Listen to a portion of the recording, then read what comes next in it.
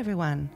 Welcome to Moments with Monika, a podcast where I engage in reflections on life, love, and learning.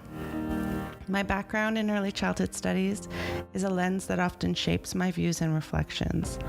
I tend to understand the world as highly impacted by children, families, and individuals, as well as the policies, beliefs, and communities in which they live, love, work, and play. I see it as a reciprocal relationship. Join me in challenging and expanding my thinking through the help of others to live a more reflective life. You can find more of my work and what inspires me at monikaobermeyer.com. Let's get started, shall we?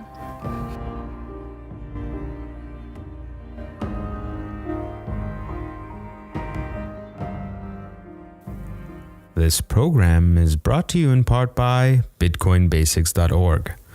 Learn how to get started with Bitcoin. Hey everyone, welcome back to Moments with Monika. Today I have with me Arash Toussi. He has his own podcasts, actually two of them. He has Toussi Talks and The Inner Voice. I brought him to talk with me today because I'm having a bit of a struggle kind of defining myself and how I can go about that in what I'm doing now. And since you're in the podcast world, I thought you could probably help me. Mm-hmm. So welcome to the show. Thank you so much for having me. I'm really happy to be on. Thanks for coming. Yeah, I appreciate it. So maybe it helps if I kind of like tell you what happened and why I'm kind of stuck and where I need to redefine myself. And I'll be your sounding board? Yeah, and maybe you can help me kind of come up with sort of a job description title sort of thing. Okay, sounds good. So basically what happened is I went to a professional setting where everyone sits around the table, and before you start the meeting, everyone is introducing themselves, who they are, what they do, where they're from. And in my past, I've always said kind of the agency I've worked for and my job title.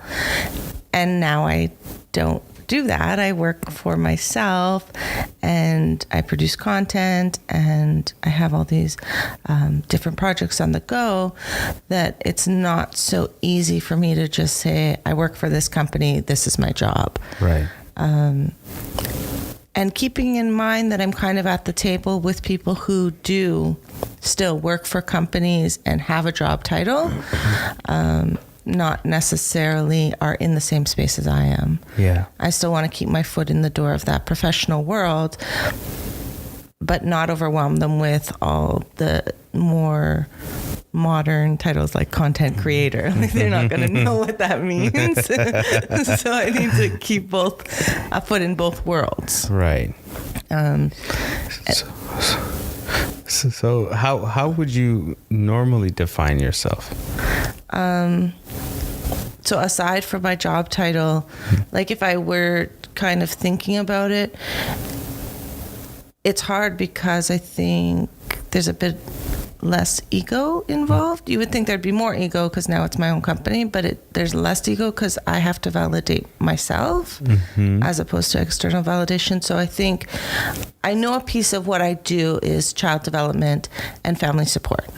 That part I want to be part of it, but now I do so much more in terms of getting information out to the general public. And you know kind of what I do and what kind of my missions are. So I don't know. Without an office and a business card, it's become a little harder to define myself. I think child development specialist is a good way to go. Like that's a good start. And I would ask you again, how would you define yourself? What are some of the things that you're doing right now? So I have my podcast and I have my blogs and then my Instagram. And it's a lot of, I want to say knowledge translation in terms of just transferring the information that I know in child development and family support into more understandable content for the average reader or listener or people who aren't in the field. So you're basically just delivering education in different forms. Yeah. And making it more available to the masses? The masses and people beyond your reach and locale. Yeah. Okay. So that's pretty congruent with what your future ambitions are, according from our previous conversations, where you always want to teach, right? Mm-hmm. So like a public educator? I don't know. Yeah. I would say you do many things. I think one of the most important things that you're doing is you're taking a field that to me seems like doesn't have very much presence online. Maybe I'm just oblivious to it because I'm not in that field. I'm sure there is lots going on, but maybe that's also an indicator too that I have not seen anything really. And, I've been online for quite a while.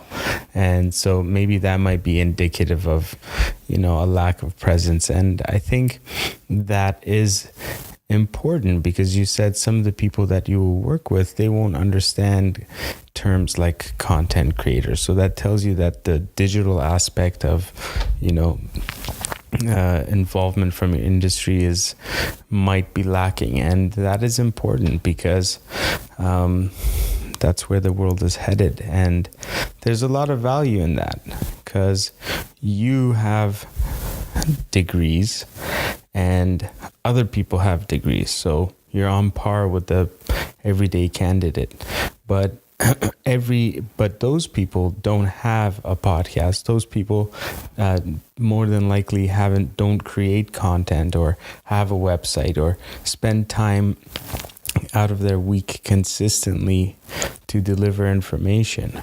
So I think that gives you an advantage, and that needs to be noted. So yeah, like what else would you say you do? How else would you define your current role? The thing is, it's easy for me to define it on my own podcast with someone I know. Yeah. But it's harder for me. I think the struggle really is sitting in a room of professionals. Yeah. Where I used to feel really comfortable being one of the professionals in the room, mm-hmm. having, this agency behind me and having this official job title. Right. And now I just have a harder time packaging yourself up. Yeah, and being confident in mm-hmm. that package. Mm-hmm. Like, I'm going to be as honest as I can be on this podcast. So I'm not making money off of this. Yeah. I didn't apply for this job. I just created it for myself. Yeah. So there's not the same confidence in me to sit there and be like, I work for Moments with Monika. Nobody knows what that is yet. Maybe in 5 years I could just be like, I'm the host of Moments with Monika, and maybe that would have some weight. But at this point it doesn't. So I don't feel as confident to sit in the room and just say I produce content. Okay. I have to, not that I have to, but I also need to make it relatable to them. Mm-hmm. What is it that even means, and mm-hmm. how is that valid mm-hmm. without someone externally validating me? What would you say is your main 1 or 2 objectives with what you're doing right now? I think the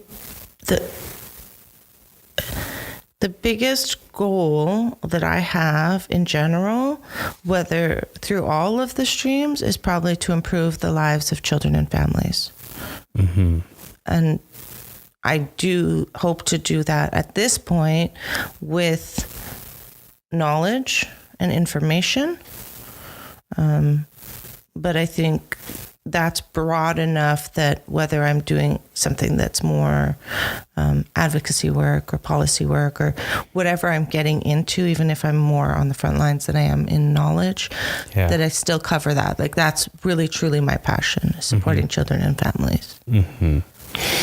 You know, it's funny that we have this conversation because for me, initially, I had a hard time summing up what I do. And I mean, I do a lot of different things. I like to write creatively. I have podcasts. I'm an amateur filmmaker. Photography. Yeah, art. Exactly. I like to write poetry. So, and all of this is really done in an effort to basically, in one sentence, to help people realize their fullest potential, right? That's what I do best. Mm-hmm. So, I mean, can I give that a title? You know, you not every occupation and every route has, you know, a solid title or needs to be summed up in 1 or 2 words. So how I sum it up now is basically I try to inspire the masses through different forms of art and media. Mm-hmm. You know, that's my 1 sentence explanation. Yeah. Right? And then if someone's interested, then I begin to explain okay, these are the different things I do. So I think the first and most important thing is you have your objectives to improve the lives of children and families. I think that's a good start to your sentence. Mm-hmm. You know, and I think before we do that, you need to accept that a title is just a title. A title is just a way of summing up a role. You know, over time, you might be able to sum up your role in 2 or 3 words as you keep, you know, exploring and redefining what you're doing. But the next thing I think is believing in your vision. You know, you might not be comfortable yet because this might be new to you and you kind of are uncertain as to where it's going. You just know that you're, you know, put most of the recipe correctly, right? And it should come out good, all right? But I think you need to just recalibrate, go back and probably define your mission really, really clearly, and then ask yourself, do you believe in your vision? Do you believe that you can improve the lives of children and families? I do. I believe it in the sense that I think that the information I have is beneficial to children and families. But do I believe 100% that this particular medium will get me there? I actually don't know at this point. Mm-hmm. But that's not different than when I went into jobs where I had a job title, mm-hmm. because I've gone into roles where I'm like, I think I can do good things here, mm-hmm. but I've always taken jobs above my skill level, mm-hmm. in like a stepping stone kind of way, in terms of like, I took jobs that are more than I knew I could do until I actually did them. So I think this is the same thing. I don't actually know yet that I can do this well, but I have confidence that I'm pretty good in rising to challenges when I put them in front of myself. And do I think that this medium may be the one? I don't know. Right. I'm exploring it at this point. Mm-hmm.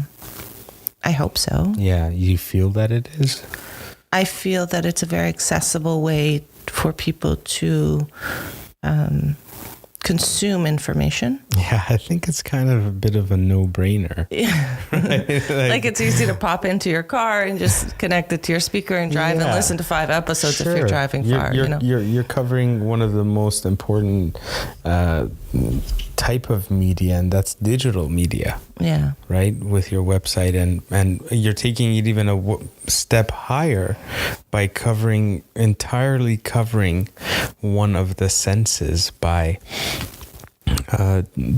doing podcasts, and that's, you know, your listening sense. Yeah. And I think it removes barriers in the sense of like, if you only have a certain level reading level, and you can't it's not as accessible to you to read more complex stuff. This, you just listen, and Right. most people can gauge information based on the context of the sentence, even if they don't know the particular word. Right.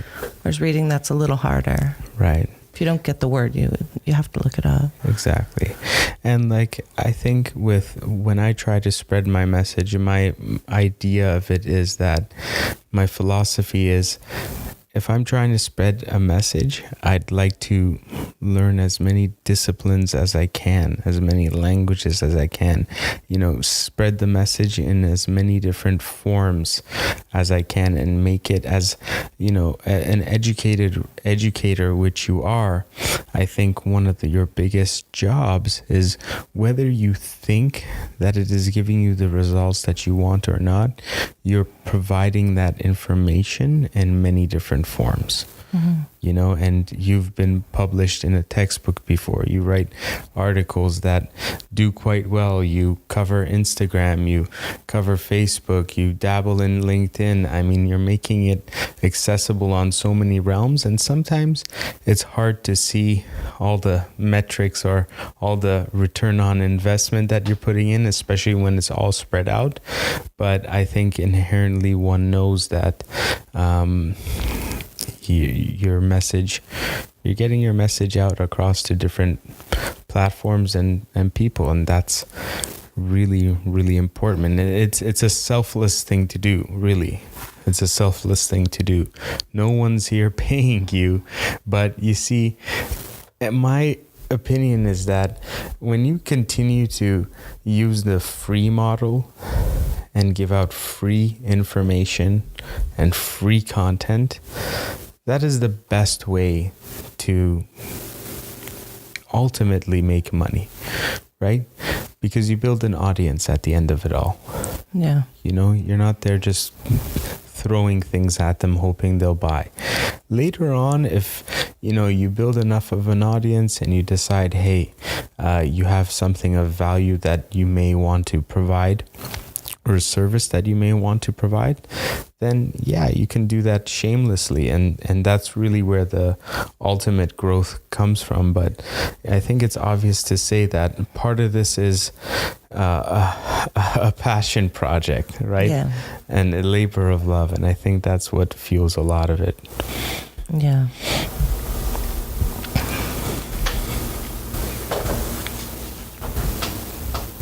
I think it's just getting the confidence to sit in the room with all those people with titles and just say, this is my truth, kind of thing. Yeah. I think that, you over time, we probably won't be able to, even if we did, it wouldn't remain the same, but probably wouldn't be able to define your role at this moment in time, because I think it would require more thinking. But I think the one way to start summing it up, as you said, is you improve the roles of you improve the lives of children and families by making information accessible to them. Yeah. Right? Something along those lines. And then you see, the good thing about that statement also is that it sparks interest. People will be like, oh, really? Well, what do you do? Right? Then all of a sudden that gives you a chance to talk about, whereas any other role, you'd be like, okay, yeah, I'm, parent, child, son, or lead. Okay, the same type of thing they've heard before. Yeah, but actually, no. Even that would open up discussions, because, like, what does your center do? Who do you work with? Okay, yeah, I'm sure it does. Sure it does. Everyone's pretty interested and involved in your field, which is nice. There's a genuine interest from what I get. But and we do like to share and collaborate and find kind of like, where can we work together and where can we build bridges, and we very much recognize the need for others. Yeah. No one person is going to help children and families. It's a big pot of people and with so many complex issues. So we are very good at reaching out.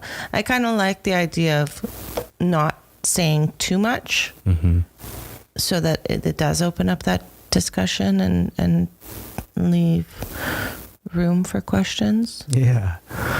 So, I don't know why I felt the need. Like I was sitting there and I felt this need to like, I do this, I do this, I do this, I do this. Right. And then I left thinking I need to cut that down to like a more broad description. Yeah. Because when I would go with my other jobs, I wouldn't list all my roles at that job. Right. I would just tell them my job title. Mm-hmm. And yeah, I think you see, you're already using it to your advantage by keeping it a little open-ended, and that's good. That's good. Yeah. You're sparking interest. And you may not know it now, and they might not know it now, but you're actually cultivating the skills in the digital landscape that are really needed. And you might actually find one of these people knocking on your door and being like, hey, you know what? You know your way around the digital landscape pretty well. How do we get this started? How we get that started?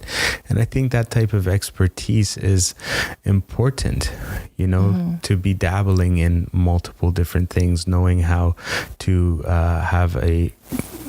creating a social media strategy, for example, and writing effective posts, and where to put up written articles, and what kind of size clip and what size style and video clip is good, grabs attention, and how to measure all those different metrics. These are critical. The days of print are dead. It's funny that you say that, because I was sitting at that table. It was it's like a collaborative. I can call it a collaborative. It's people getting together to make change. No one's paid to be there. Everyone's doing it with a mission. And in that case, I was sitting there thinking, oh God, no one knows how I could be of help here. Now, most of them knew each other. It was my first time going. I just joined this collaborative, whatever. But I left thinking, God, no one knows how I can be of value to this organization. Yeah. And that is definitely one way that I should incorporate in terms of additional skills that I have, that I bring to organizations like this. Like, I do have this knowledge of this landscape that perhaps most early childhood educators or people in family support or whatever it is don't have, beyond communicating with our own circles. We're very good at talking to ourselves. Yeah. It's reaching out beyond us that we need some help. Yeah. And that's what I'm working towards, kind of. And it's so important. Like, I think when you see a gap of knowledge there and something like they don't know what it is they might need from you, I think a part of your role now consists of actually being able to tell them how you could be of service, and tell them where they could have make improvements. Or like, for example, one of your articles hit about 20,000 views, you were telling me, on Medium, which is amazing, fantastic, and it happened in such a short amount of time. But like, look, if you think about it, what if one of these agencies wrote a genuine article, right? And let's say they wanted to do some fundraising. Well, what a great method to get a lot of eyeballs on an important issue, right? And that is all falls under what you're kind of learning as you go, and which goes under the umbrella of content creation strategy, right? These are real important skills that are needed right now, and they're invaluable, if you ask me. And I think like the people who are producing content, mostly different stuff than I do, but there is also that shared collaboration in a different way. Like, I do notice, particularly on LinkedIn, people saying, this is what I've tried, this is what works for me. Or I find 3-minute clips causes more attention than a 7-minute clip. Right. And so I think I could bridge those two worlds in terms of early childhood educators work really well together, and content creators actually, believe it or not, work really well together in very separate ways. But like, everyone wants other content creators to succeed, in a sense. If they're consistent and, you know, they want to do it, they're not just thinking they're going to get rich tomorrow off one video clip, because, you know, we know that's not going to happen. But,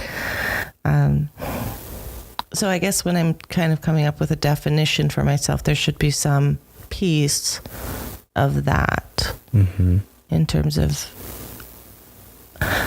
I don't know if it's like too much to say, like, you know, I am, I guess, a content creator. I'm still trying to come to terms with that. But I guess I could say that, even if they don't know what I'm talking about. Yeah, I think other things would take precedent than that. I think that you do create content and you distribute it. I guess that is pretty much the bulk of what you do. Or like if I were to say something like, you know, I work to support families and children, so I'm writing as I talk. Yeah. Improve their lives or their outcomes or whatever, but I do it through social media platforms or the online. Yeah. I do it by making information available through different, you know, multiple forms online, you know. That's a part of your role, is making it accessible. And, you know, I think that it's important to note what else. Yeah, sorry to interrupt. I think it's important to note what else that you do, because you once said that you wanted to educate educators, you know, and by default, a lot of the content that you create is also things that other early childhood educators could really benefit from. Yeah, and that's like my primary audience right now is early childhood educators. Right. I wanted to get beyond that, but that is, so I guess I also support them in supporting children and families. Yeah, I don't think you discriminate in who you support. You support you support the industry. So I think there's even might be a better way to even sum all of that up, right? Yeah, and focus more on the knowledge translation than on the audience. Exactly. Your audience is ultimately, whether by default or by ripple effect, is everyone. Yeah. Well, hopefully it's policymakers and funders. Well, it should be. It should be. Because that is like it is, the ultimate goal in another sense. Right. So I think you're really ultimately what you are is an advocate. Yeah. Of, would you say, child development, or what would you say? What? I would say the importance of child development and of families and communities in the lives of children. Like, I think child development's important, but without a good support for the family, right, the child's. So advocate of child and family welfare in a way. Yeah. Right. But I don't want to be tied to the welfare system. Well, yeah, that child word welfare. Is, when in fact we're just talking about well-being. Well-being, Yeah, so I would probably use something more like well-being. Right, yeah, that's good. And then I also really care about communities. Right. Because I think communities support the family. Yeah, so. And those fall under policies and government. Right. So it's like that whole spectrum. Yeah. But all from the perspective of the child, kind of. I see. And I think that is an important nuance to note for once people kind of get to know you, I guess. Yeah. Maybe not in that intro. Maybe I don't know. Is it important to note? Is it important? I don't even know. You know, like children really matter to me. Yeah. But I also think it goes bi-directionally. You know, children affect the community. As much as I think all those things trickle down to the child, I also think the child ends up trickling up to community. If we're not helping the children, they're going to jail. Right. Then they're costing us money. Yeah. So it goes both ways, right? That's right. I agree. I guess that's just my center I always put the child at the center, whether I'm going up or down. Yeah. So basically, if it's a time to kind of decide or what have you, you're child biased. Yes. Yes. Well, that's good because they don't really have a voice sometimes. No, yeah.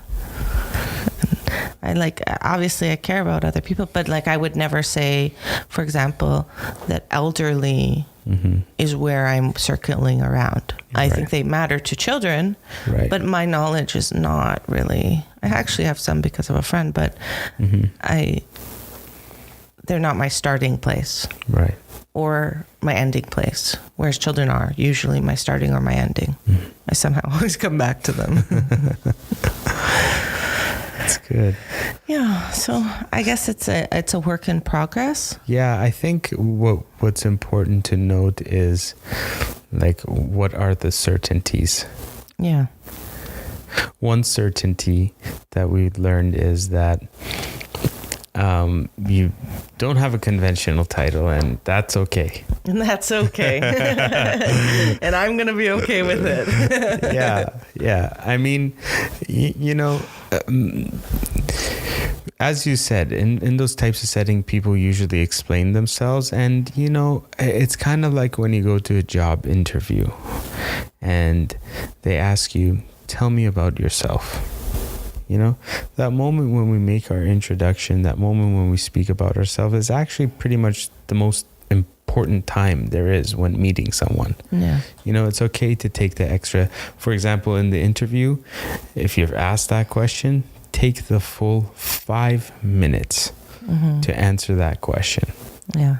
That's where you're being judged the most. I kind of wait until they start looking bored. Like, okay, we have more questions. That's right. No, and they're wrestling keep it relevant. Make sure you keep it relevant, but do not be ashamed to take the full 5 minutes. Do not sum it up in 2 minutes. That's your time to shine.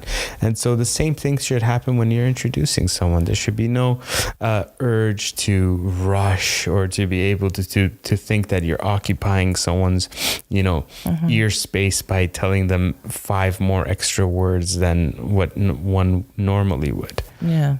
It's your time to introduce who you are, and you should be proud of that. I think it's important too for me to go back and forth between the two worlds, because I was so confident in I'm a writer, I'm a this, I'm a that online in the social world where everyone has 5 titles and everyone's a CEO. Yeah. But then I went back into the professional world for a day. Yeah. And in that day I was like, whoa, I can't get my LinkedIn titles. I can't walk in and be like, I'm the CEO of Moments with Monika. Why not? See, that comes with some time, the confidence behind it. Yeah. And, really seeing yourself get the true momentum that you're looking for. It's funny because in my last podcast, what I mostly talked about was, well, not most, but a big portion was get out there and do this. Like, and now I'm not saying don't do this. I'm saying there's challenges too. And it can be scary and like redefining and like I'm still working to build my confidence in this, which is weird because I've always walked into places fairly confident in my knowledge in this field. But now I'm going into kind of uncharted territory in this field. So I'm working towards that, and maybe it'll be easier for the next person. Maybe. Next person's going to just use my title. I think what you also have to your advantage is that you're building this content and you're basically putting out your thoughts and your feelings and your learnings and your experience. And you got to remember that you can use that same content and put it out in different forms.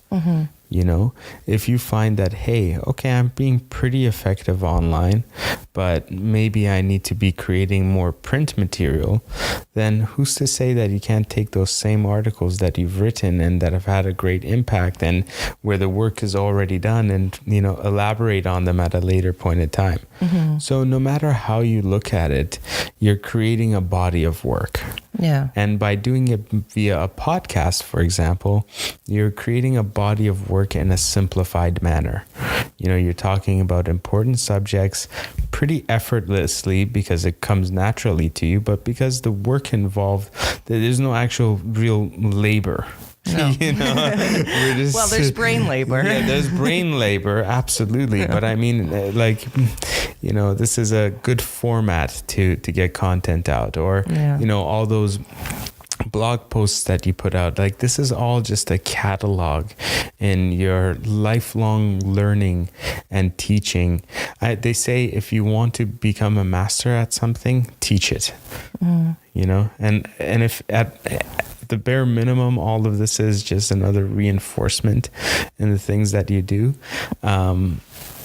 Even that's good enough, but it's much more than that. And it's not a bare minimum. This is many, many things. I think you could pretty much write a full page list of all the benefits and great things that this will, has been resulting in.